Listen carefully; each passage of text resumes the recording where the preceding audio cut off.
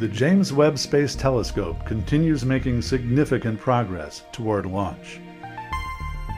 Designed to look back in time to when the first stars and galaxies were forming after the Big Bang, the Webb telescope promises to provide scientists and astronomers an unprecedented view of the formation of the universe.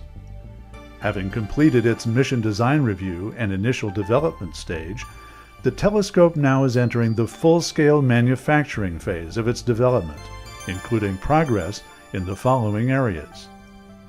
At Marshall Space Flight Center in Alabama, completed primary mirror segments are undergoing thermal vacuum testing, 3 segments at a time. Webb's primary mirror will consist of 18 of these beryllium segments, which will be cycled through the thermal chamber twice each. At Northrop Grumman Aerospace Systems in Redondo Beach, California, Webb's Sunshield, designed to keep the telescope's optics cold and to prevent extraneous light from entering the optical train, is being evaluated using a full-scale test article. The Sunshield is comprised of 5 layers of material called Kapton, which will be coated with aluminum on one side to reflect sunlight and silicon on the other side to dissipate heat.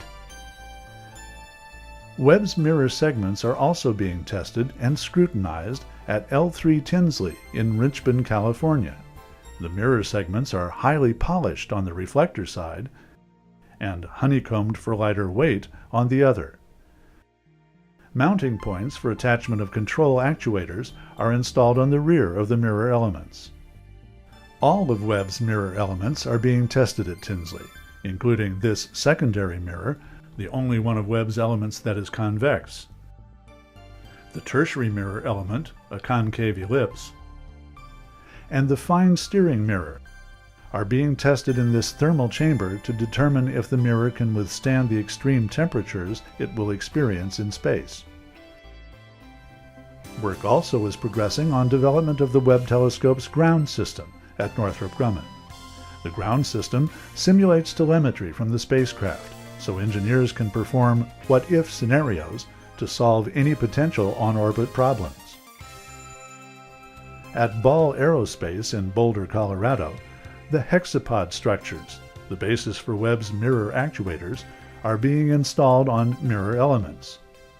These hexapods and actuators allow Webb's mirror elements to be moved in 6 different ways, ensuring that the primary mirror always has an optimum surface.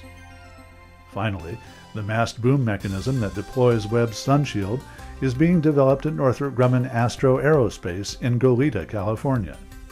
The boom deploys much like a telescoping radio antenna and is powered by a device called a stem dispenser. The stem deployer extrudes a steel material, much like a tape measure, that is stowed flat but curves into a tube-like structure when extruded. The material is very light but strong and can be retracted into the dispenser as well.